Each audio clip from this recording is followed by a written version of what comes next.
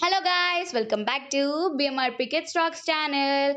How are you all? So let's get into the video. Today we are preparing Karachi Halwa. Take one bowl and add 2 cups of maida and add 2 cups of water into the bowl and mix these two ingredients without getting lumps. Now take one bandi and add 1.5 cup of sugar and 1 cup of water. Mix these two ingredients to get a sugar syrup. Now add a pinch of food color. Now mix these. Now add the corn flour mixture into the sugar syrup. Now mix this and add some ghee. Add cashew nut and kismis.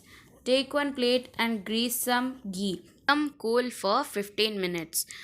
After that, cut the Karachi Halwa as showing in the video and serve it. Our delicious Karachi Halwa is ready. Try it and comment how you get it. Like the video, share the video and subscribe to BMRP Kids Rocks channel. See you all in next video. Bye bye.